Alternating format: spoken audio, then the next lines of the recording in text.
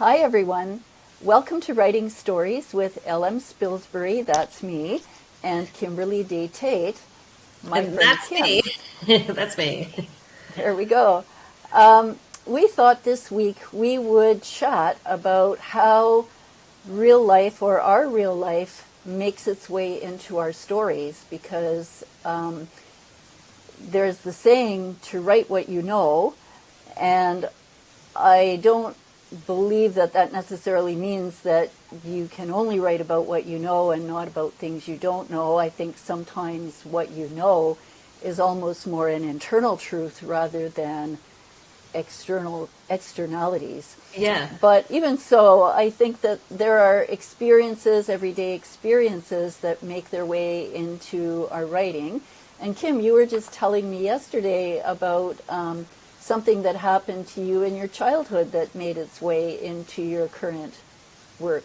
Yeah, yes. Well, there was a lady who lived up the street from us, and I have to say, when they made her, they broke the mold because she was quite the character. She had a couple of kids, and there was a daughter that was around my age. I have a twin sister, so I always want to say around our age because, Right. she's my other half. I've been a we for all of my life, so. Yeah.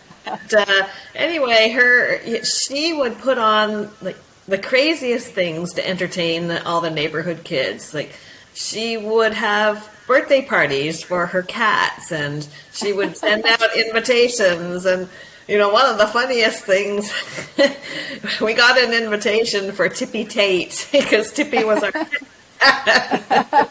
And Tippy Tate was cordially invited to the birthday party.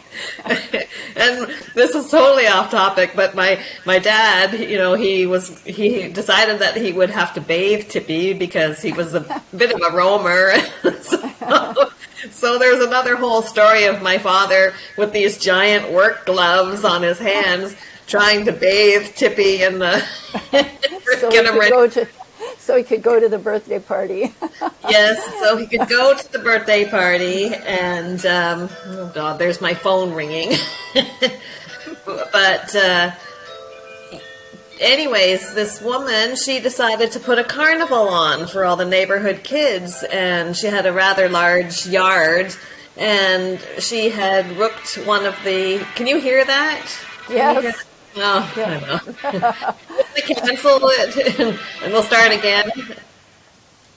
Oh, Yeah. okay, there it stopped now. I don't know if you can edit that out or something, but my phone decided to ring all of a sudden. Yes. Yes. It's okay. Carry on. But anyways, she had decided to put a carnival on for all the neighborhood kids, and she had rounded up a bunch of teenagers and to run some of the booths. And she had put this little tent up, and she had one of the neighborhood kids do some tarot card readings. And so I remember going into this tent, and I mean, the poor girl, she had no idea what she was doing. All she would do was like she would shuffle the card, and you would pick a card, and she would look in the book and give you a description of what the card was. It wasn't exactly like a real tarot card reading. But, I remember being in this tent, and I remember how hot it was, and I remember how the sun was kind of shining through the tent, and everything was kind of like an amber color inside. And so in my novel, Cirque de Tarot, that scene actually made it into my book, and my character, Andy, has to substitute for his mother because his mother is ill, and so he has to substitute for her. So he's stuck in this tent, and it's 120 degrees in the shade. So I brought that scene of me being in the tent and having a tarot card reading into my story. So it's just little things like that kind of like our own personal experiences that work their way into our books. So it doesn't mean that, you have to write what you know in the broader sense. Like if you're a lawyer, that means you have to write about the law, or if you're a teacher, you have to write about teaching, but it can just be in these small little scenes that are in the back of your mind that organically make their way into your book. So I think it's more engaging when you write from your heart and from your own personal experiences, because you lived it, so you experienced it. So, but yeah. Yeah, when you started telling me that, I started wondering if there was anything specific that had made its way into my stories.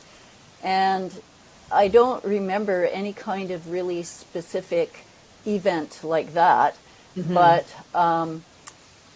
the scene in my current, or my newest release, Immunity Bond, does have a scene in a horse stable. And there's a horse there that's a hybrid with an alien horse, and I have just a few little paragraphs about it. But a lot of that is drawn from my own experiences with horses and how horses behave and what the atmosphere in a barn is, what it smells like, what the feel is like. And that's the kind of thing that seems to find its way into my work. It's more sensations and how I felt about things, and it certainly is a lot easier to write about what you're familiar with. Sure. Because if you're writing about something you're not familiar with, now you have to do research. Research. And we were talking yesterday about the sequel to this book, which, if I write it, would take place in a spaceship. Mm-hmm. And when it comes to physics and navigation and astronomy and you name it, that is not my field.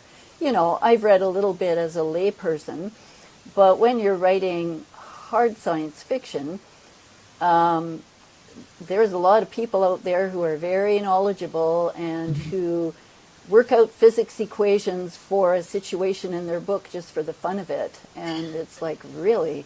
You can do that and you want to do that? Yeah. So, and I guess if you're writing space opera, you can certainly get away with not that level of intricate knowledge. Although I don't know if I could categorize what I'd be writing as space opera. And that's a whole other conversation about what category is your story. Yeah.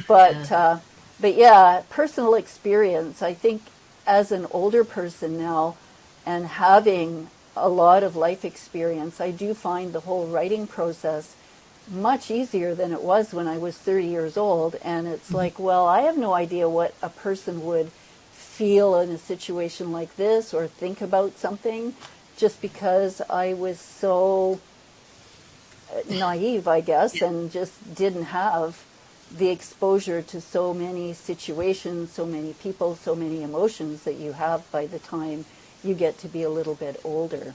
Yeah. Yeah. So anyways, but it does sound like your neighbor was, it was very lucky for you to have a neighbor like that when you were a kid. Oh, yes. There was never a dull moment over at your house. It was awesome, though.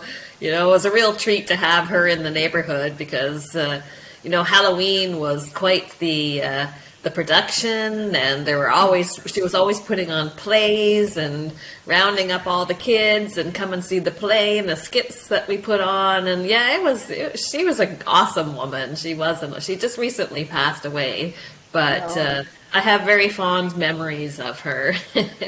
Yeah, and while you were doing that, my father was in the NATO Armed Forces and was stationed overseas. And so as a kid, I got to see a lot of Europe.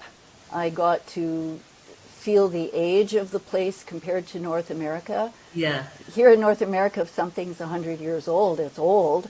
Oh, yeah. And in Europe, it's like, oh, that's new. Something's old when it's thousands of years old. Well, I spent a year in England, and so I know what you're talking about. It's like we have no idea. Canada is such a young place, and, when you're over in these European countries, when you say old, we're talking about, Anglo-Saxon days, Roman days. That's right. That's right. Well, anyways, a lot more that we can talk about in another chat. But I guess for today, we'll end it here. So we'll Hope you say enjoyed goodbye it. and check in with us next time. Bye Bye for now. now.